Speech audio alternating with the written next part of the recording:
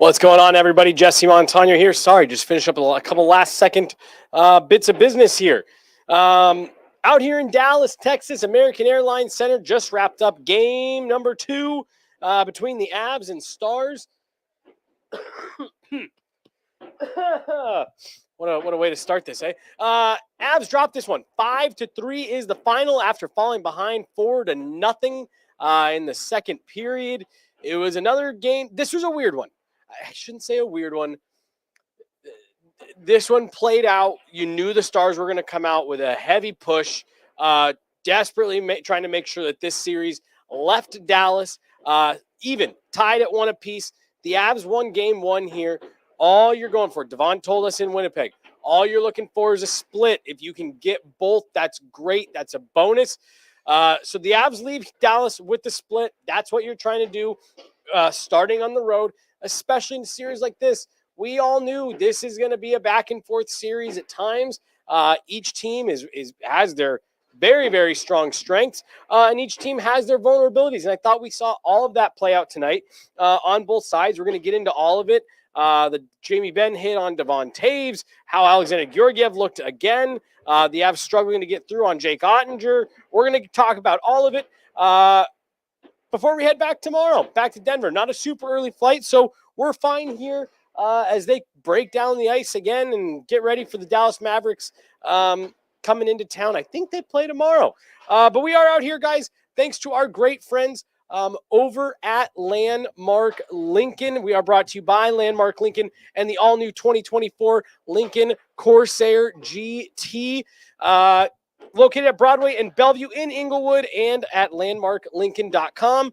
Go to landmarklincoln.com to see their full inventory, all the new deals that they're running, all new vehicles that are available, and make sure you do stop in to see if you qualify for no payments for 90 days. Again, Landmark Lincoln, Broadway and Bellevue there in Inglewood, and the all-new 2024 Lincoln Corsair GT. Great folks down at Landmark Lincoln help make sure we can bring you guys all of this content here in Dallas. Let's get into it. First period, again, I thought this first period played out not all that dissimilar to what we saw in game 1, where I felt like Dallas had maybe a couple better chances and they capitalized on one of them. But really, I thought this was the game started more or less back and forth. Avs had some chances. Stars had some chances. The big thing that stood out to me was that both teams said, we're not going to do the crazy goal swings, at least to start. Again, in this game, I thought both teams were tight defensively. And really, there wasn't a lot of grade A's being exchanged either way. It took a puck over glass penalty to get the Stars going on offense. And it kind of became evident that this was going to be a night where you were going to need some help from your special teams on both sides of it, right? It became clear that one of the ways you were going to be able to generate offense was by having the man advantage, meaning that there was an increased importance on making sure that your penalty kill was dialed in. And look, the first goal that Dallas scores doesn't really put you in a bad spot, but it really was the first kind of domino that fell that really just felt like the Avs struggled to get out of their own way for large stretches of this game, specifically the first 40 minutes of this game. Every time it felt like, okay, here's a moment where you need to push back. Here's a moment where you need your big guns to step up. You take a penalty, and again, we've got 2 puck over glass delay game penalties for the Avs in this game, and 2 too many men penalty, including one that I guess maybe we didn't talk to Jared Bednar about it. There was a lot of other things that kind of we got into in that postgame with Jared Bednar, but I guess I would maybe love to know what happened there, and we'll get a chance to talk to them again tomorrow. So this will be something that I'll bring up to get maybe a clearer explanation. The second too many men, I saw a guy jump from the bench, and I even checked down to see if Alexander Georgiev was still in the net because no one went to the bench for a change. It didn't look like there was a miscommunication. A guy jumped too early. It just looked like a mental lapse. Someone jumped on the ice for the Avs. That was a sign of just things being a little bit discombobulated. Jared Bednar talked a little bit about frustration because they couldn't get in their rhythm. They couldn't get things going. I'm going out of order here, but again, I thought those penalties, the types of penalties they were taking, the fact they had multiple of those penalties, were just kind of a microcosm of what we saw from the Avs through the first 40 minutes where everything was just a little bit off. Nathan McKinnon's puck over glass penalty, he shoots it from his zone and it goes out in the far corner. One of the linesmen actually thought that the whistle was blown for icing and was sitting there counting players for the Avs. Hey, you can't change. The puck had gone over the glass in the Stars' defensive zone. So just weird mistakes, uncharacteristic mistakes, and it allowed the Stars to get on their toes and be initiating a lot of the action and kind of dictating the flow of what was happening. I thought for portions of this game, Dallas got caught up a little bit in the running around, kind of trading chances. And when it was 2-0, 3-0, I was sitting there saying, man, is Dallas really going to do this again? Are they really going to let the Avs back into the game based on their style of play and start trading chances? It's exciting and it's fun and it's easy when you're scoring goals and you got pucks going in the back of the net and you're making plays, you're making nice passes. It's easy to kind of get caught up in that excitement. I thought there were stretches where Dallas started to do that.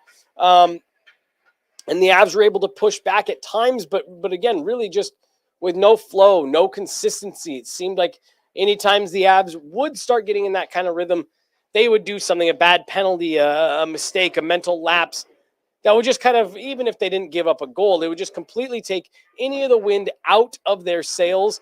And again, I want to make sure that we give Dallas big credit in this one. We talked about it. If you tuned into my pregame show with Megan Angley or when I jumped on with DMAC before we got going here at American Airlines Center, I said, look, this is going to be an unbelievably desperate Dallas team. They understand. Pete DeBoer is a great coach. He's gone deep in the playoffs several times. They've got some veterans on that roster who maybe haven't won a Stanley Cup but have gone deep. They understand we cannot – they couldn't. They could not go down 2-0 in this series the same way they did against Vegas. It would have been an impossible task. They wouldn't have been able to climb out of it. This was, for a game two, as much of a must-win as you could have possibly had. Again, the phrase is always, you're not in trouble till you lose at home. Had the Avs come out to Dallas and gone down 0-2, yeah, you're not feeling good, but you're going back home. You can say, we get the 2 at home and we're all good. Everything's a wash. Dallas didn't have that luxury. They lost game 1 on home ice. They kind of gave away home ice right off the bat, and they needed to be the more desperate team tonight to take it back, and I thought they were that. I thought their details were just a little bit sharper. I thought their intensity was just a little bit higher than where the Avs was, at least to start the game. Maybe there in the middle portion, Dallas really seemed to take it up a couple levels. The difference was Dallas capitalized on Colorado's mistakes and took advantage of the chances that they had. It just took the Avs too long to get to that point. A potential turning point in the game was a hit by Jamie Benn on Devon Taves. We can't pull up the highlight for you here on the live for rights reasons, but it was an interesting play. It was a lot of talk up in the press box about me choking. Should that have been a penalty? Should it have been something? Jared Bednar made the point after the game of saying, hey, I'm not necessarily saying that need to be a 5-minute major, but I don't get how that's nothing. From the first angle that they showed on the replay on the TVs here, to me, I said, oh, yeah, for sure, he's gone. That's a hit to the head, no doubt about it. This will be a 5-minute power play for the Avs. And at the time, I was thinking, man, I believe it was 2-0, and it's like this could really change things. You get the Avs 5 minutes, even if they only score one or had something gone crazy and they don't score any. That's 5 minutes with a puck on your stick and just a lot of time generating and working in the direction that you wanted to go. Refs took a look at it and pretty quickly came back and said, no penalty, not even, let alone a major, no penalty on the play at all. I was wondering how that was going to impact the game. Were the Avs going to take that and really let that galvanize them and say, hey, we just had one of our leaders, one of our top guys knocked out temporarily. Devon Taves was able to come back. But you don't know that when you're on the Avalanche bench, right? I was wondering if that was going to be maybe a moment where they could turn the tide and say, hey, we didn't get the power play, but we are going to push back. We're not going to take it. And really, I thought the game kind of went the other way. Dallas, I think, understood, hey, not necessarily that they got away with one, but there was a 5-minute major hung on the board, and it got completely wiped out. We got, I'll use the phrase, we got away with one. That's not me saying that it should have been a 5-minute major. I'm not necessarily taking a side either way here. But we got away with one, and let's take advantage of it. And they really, I thought, put the pressure on and really stepped up. Their play, their intensity, almost maybe looking like they were bracing for that push from the Avs. And when it didn't quite come, they were able to just push the puck north and generate several chances. I thought Alexander Georgiev was outstanding again here tonight. Gave the Avs a chance to try to climb back in it several times, made big saves to keep the score close.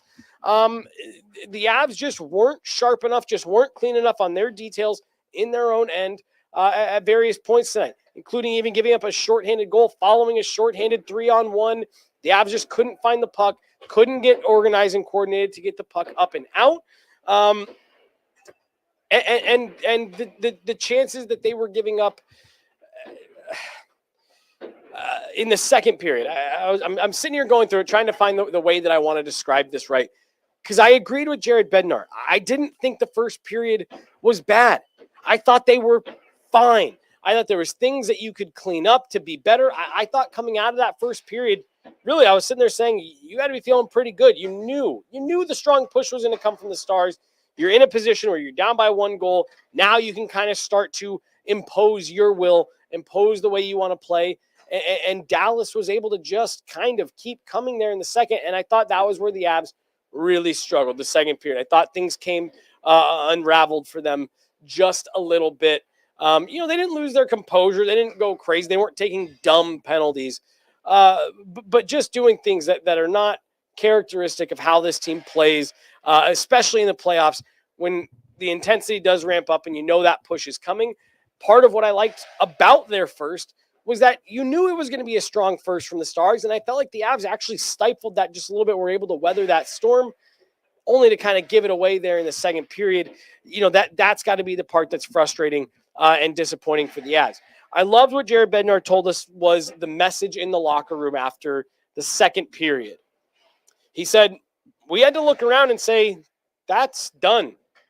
That page is, we're closing the page on what happened in these first 40 minutes. He said, all you can do is go out and try to play your best hockey in the third and see what happens. And I thought they did that. I thought the Avs, what has to be encouraging if you're an Avs player, member of the coaching staff, even an Avs fan, when the Avs started to push, it wasn't that they had the courage to, not lay down and push back in a 4-0 game.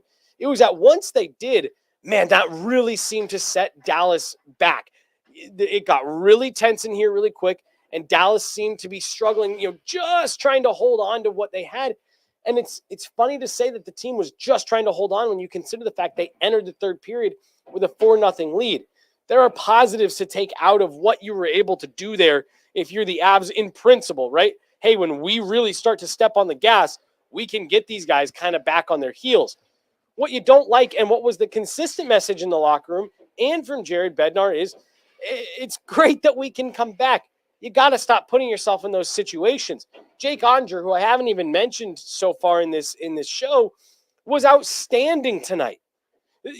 This story, honestly, and this is hockey, right? Dallas dominates OT in game 1. The Avs go the other way and score. Jake Oettinger made 4. Just brilliant saves right around the crease, picking up rebounds, finding the first shot and then the second shot. I thought Jake Oettinger was outstanding. If not for Jake Oettinger playing the way that he played, again, I'm not necessarily saying that the Avs win, but this could have been a very different kind of outcome, especially when you saw the late push that the Avs were able to put on. There were multiple times, and it was 2-0 and 3-0, that the Avs had a chance to cut into that lead and get themselves back in the game. And Jake Oettinger stood massively tall, including making a save with 2.1 seconds left in the first period that would have tied it on Val Nichushkin. He actually made a save on Arturi Lehkonen. Oettinger was moving from his left to his right. The puck kind of came back across the grain. He was able to get his leg kicked out. And then Val Nichushkin came in for a rebound, and he swallowed it up. If that makes it 1-1, I think not only obviously does the score change, but the entire dynamic of how the second period probably changed, how the second period played out probably changes. So make sure you give credit to Jake Oettinger there as well. He did what I was kind of talking about with Georgiev, were keeping his team within reach. Jake Oettinger kept his team ahead so that they could continue to build on that lead, because here is what we were taught tonight, regardless of what the outcome was. There is no safe lead if you're playing against Colorado Avalanche with the way that they are playing right now. It was 4-0 multiple minutes into the third period. We were all talking in the press box, kind of joking, like, well, if they come back and win this one, then we're not coming back to Dallas for game 5. And then a puck goes in, and you felt the energy in the building change. You felt the tighten up on things tighten up on the Dallas Stars side. When the Avs scored that third goal with 4 minutes left, you could hear a pin drop in here. It sounded like a church. The Avs have that quick strike ability that if they get going, they can put you back on your heels quickly, and you start playing not to lose and trying really hard not to make a mistake. And that's typically when you make your most mistakes. So that is the one thing that you can say for sure came out of tonight, is that the Avs reminded you can't fall asleep at the wheel if you're playing against them. Val Nichushkin picks up another goal to get the Avs to within 1. So he continues to roll a goal in all 7 games so far. But I want to talk a little bit more about the individual efforts, because I thought there was a couple different things at play here tonight. I've seen a lot of criticism of that top line. Nathan McKinnon, Mikko Rantanen, no doubt. Jared Bednar even said those guys got to be better. You got some depth production tonight. It would have been nice to see your top guys, Nathan McKinnon, Mikko Rantanen contribute. But look, I think there is – Nathan McKinnon has built this reputation of every single night, night in, night out in the playoffs. He's a big-time producer. He didn't quite have it tonight. I thought he still had moments. He still had chances. But no, I don't disagree with the sentiment that he was a little bit off his game tonight relative to what we have kind of come accustomed to for watching playoff Nate. But that's going to happen again, really in this type of game.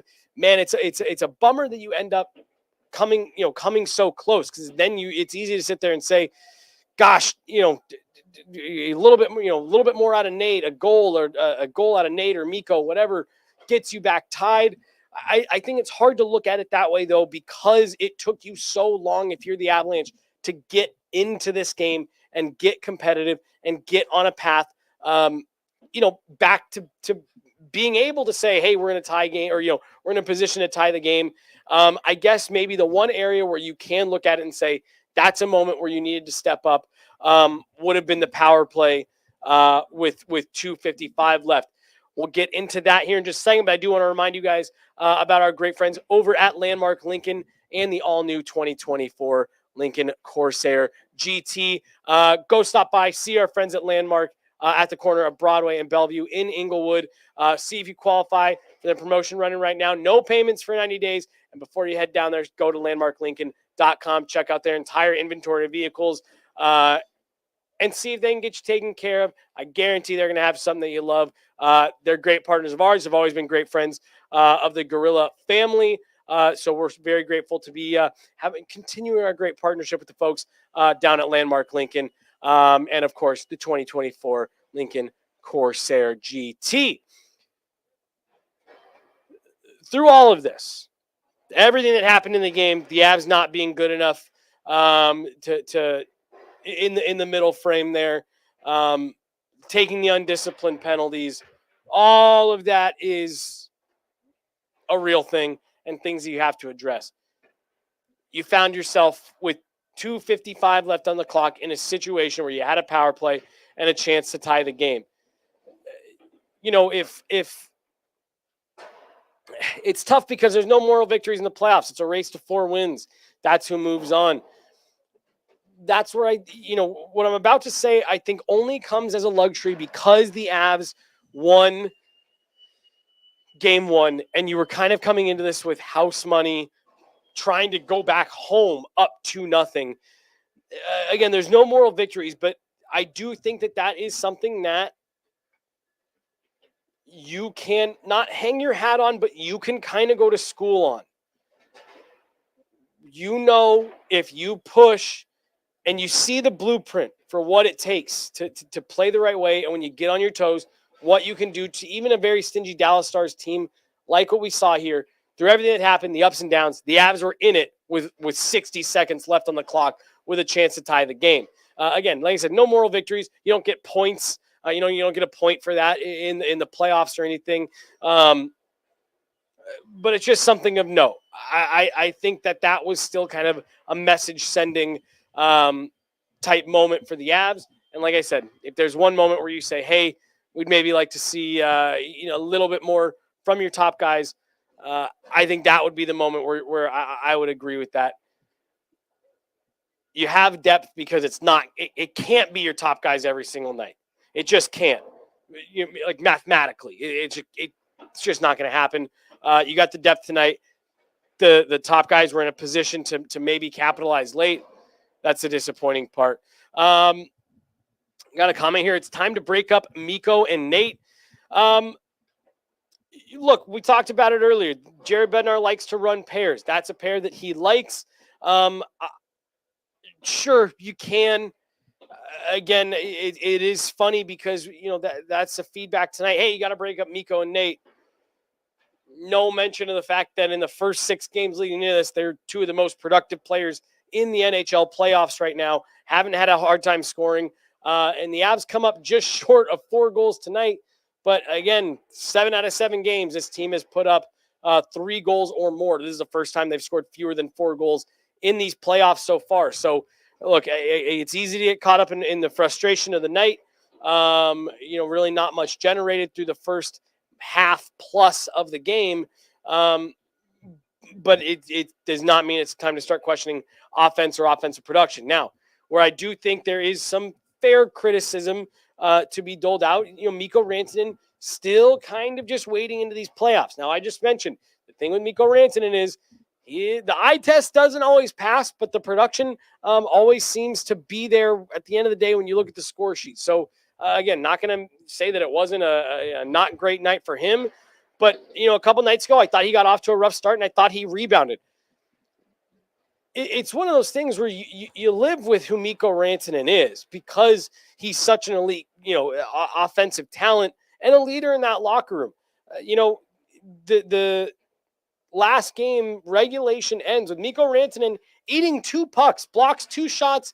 He's committed defensively. Again, I'm not making excuses, not saying he's absolved from criticism. He's one of the key offensive weapons. Like I said, he's one of the league's elite premier wingers. I'm not saying that he doesn't have to, it's not fair to ask for more out of him.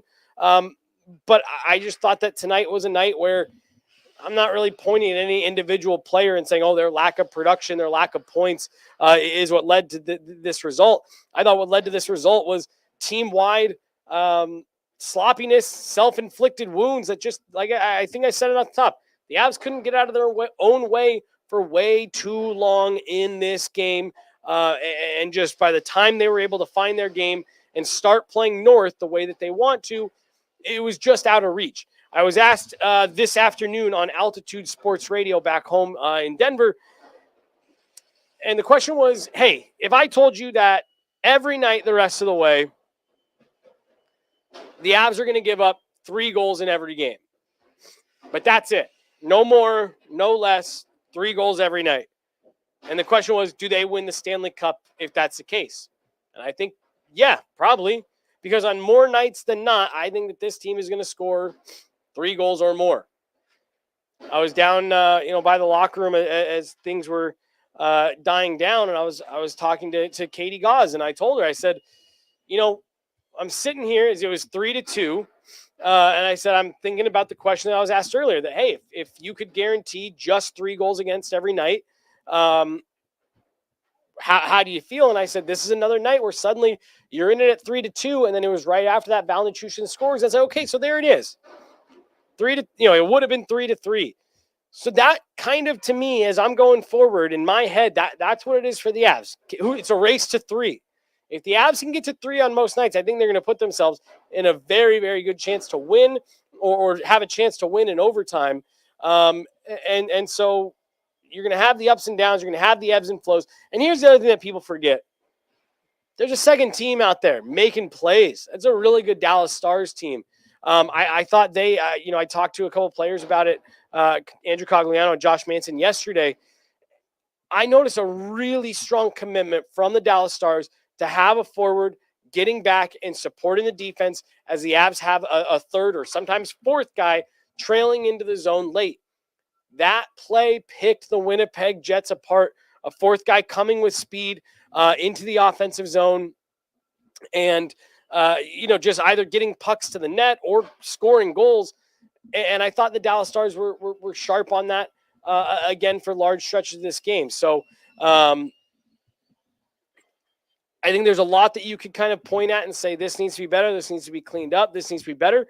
But honestly, I think you could say that on both sides. I'd be willing to bet that when the Dallas Stars go through the film from tonight, Pete DeBoer starts unpacking that. There's going to be plenty of things that they can point at and say, we got away with, we got out of one here. At the end of the day, they took enough time off in this game. They fell asleep at the wheel for just long enough that they almost handed that lead back to Colorado. So series shifts to Denver. Avs been one of the best teams at home all season. You're going to altitude, all of that good stuff. We saw through these first two games what it's going to take to win in this series. And look, the phrase of like, ooh, as my phone thinks I'm talking to it. The theme of this series is going to be who can get to their game first. And, like I said, we saw in these two games what it's going to take. You're never going to play a perfect 60 minutes. It's never going to happen, especially when you are going up against a team, if you're the Dallas Stars, as good as the Avalanche are, and if you're the Avalanche, as good as the Dallas Stars are, those teams are going to get their chances. They're going to get moments. It's whoever can capitalize on other teams' mistakes more and whoever can limit the chances that they're giving up. We talked about it after game one. Devon Taves told me this series is going to go to whichever team can get to their game first and keep it there as long as possible. I thought despite falling behind 3-1 in game one, that was the Avs. The Avs were really able to dig in and play the way that they wanted to play first. I thought here tonight, it was the Stars. Not that the Avs were bad defensively when in the kind of tight defensive battle, but the Stars got to dictate the way that the game was being played and the pace at which the teams were moving up and down the ice. So far through two games, I think Devon Taves is right. The Avs were able to get to their game first in game one. They come out with the win. The Stars are able to get to their game first here tonight in game two. They hold on for the win. So as expected, this series has been as advertised through two games. I think both goaltenders have been good. I think the depth has been good on either side. The part for me that continues to be the area of concern, if I'm the Dallas Stars, is not the talent depth, but your depth on defense. They're more or less, they're playing five guys with regular shifts, and Ryan Suter's 39. As the game and the series wears on, you're not going to be able to get as many quality shifts out of him late in games as you are early. So that's going to be the kind of chess match that Jared Bednar is going to try to exploit. And if you're the Avs, you've got to get the discipline dialed in. You can't keep going through these long stretches of games or even short stretches of games where you're that far off your details. We've seen either glimpses of it through the first two games or long stretches of it, and the results have kind of been the same. And it's when the Avs have cleaned things up and been able to get back on their toes and push that you've seen really strong offensive outputs from them, like we did against Winnipeg. So, like I said, as advertised so far, through two games. If you guys have any questions, get your last couple questions in. Just a couple minutes left. Let's roll that beautiful footage of the all-new 2024 Lincoln Corsair GT, if we've got that pulled up still. Go visit our friends over at Landmark Lincoln, Broadway and Bellevue in Inglewood. Check out the new Corsair. I've had a chance to sit in one. Just beautiful. Everything they do over at Lincoln is just fantastic. Top-notch service from the folks over at Landmark. Cannot recommend them enough. Go to landmarklincoln.com to see their full list of inventory and then head on in and deal with the great folks there. See if you qualify for any of the specials they got running right now, including no payments for 90 days. It'll be overlooked because of the loss, but I loved that Kiviranta got the goal against his former team. Yoel Kiviranta draws back into the lineup tonight and is a contributor for the Avs and kind of got things sparked and got things going. Yoel Kiviranta, I think maybe more than any other Avs player, has elevated his level of play in the playoffs versus what we saw in the regular season. So I agree. It's really encouraging to see that kind of play out of Yoel Kiviranta. I still think we're a game or two away from seeing Jonathan Drouin back in the lineup. So when you can be getting those types of contributions from a guy like Kiviranta, you saw what it did for the team. It gave them a shot in the arm that they needed to get playing the way that they wanted to play. And again, it didn't come up to be quite enough in the end, but you really can't understate how big that is, not just from that line and the depth in general, but from Yoel Kiviranta in particular, drawing back into the lineup tonight and continuing the strong play that we saw throughout the first round from him. That really did. It impressed me and impressed a lot of other media folks I know I've talked to, again, just relative to what we saw out of him in the regular season. Not that he was bad, but there was definitely more that you wanted there. I think Yoel Kiviranta has delivered on maybe what you were looking for more out of him in the regular season.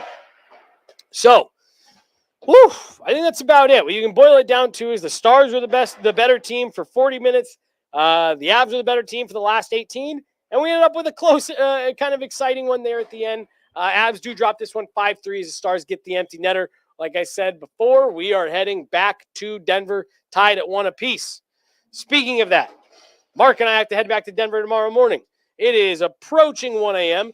I'm sure you can hear all the chaos behind me as they're breaking this down, getting ready for Dallas Mavericks. So we're going to get out of here for the night. We will have media availability back in Denver tomorrow for you guys. We're coordinating with the folks back at the studio to make sure that we've got people there. There's a chance that we'll make it, but knowing the way that airports work and stuff like that, probably not. But Guerilla Sports will be bringing you guys coverage from there. And then we are right back in it this weekend. Game 3 will be at Ball Arena on Saturday. We got our great Nuggets coverage coming to you guys live from Minnesota tomorrow. So I think that's about it, guys. We're going to get back to the hotel, get packed up, and get out of here. But, hey, look, if you're the Avs and if you're looking to take anything out of tonight, this was a game coming into tonight. This was a gravy game. If you could win this one going back home, you're on cloud 9. You went above and beyond what you were expecting or hoping to do here in Dallas. It didn't quite shake out that way. There's some positives, I think, to take out of tonight. There's a lot of things that if you're the Avs, you can look at and be better on. But you're leaving with a split. When you're starting on the road, all you can do is look for the split. One final comment, then we're out of here. When Jonathan Drouin comes back, will he go straight to the top line or work back in? Jared Bednar said that tonight he was looking for anything to give that top line a spark. Nathan McKinnon, Mikko Rantanen. I think if he's still looking to spark that group when Jonathan Drouin is ready, they will probably throw him there. But as we've seen with Jared Bednar, he's going to try different combinations to give his team the best opportunity to win and to create and generate chances. So that's about it, guys. Thank you all so much for tuning in, watching, listening, like you guys been doing all week. You guys are so amazing. We can't tell you how much we appreciate the support. But that's a wrap here from Dallas for games 1 and 2. We are heading out of here. For Mark, I'm Jesse. Thank you guys all so much for tuning in. Guerilla Sports. We'll talk to you back from Denver.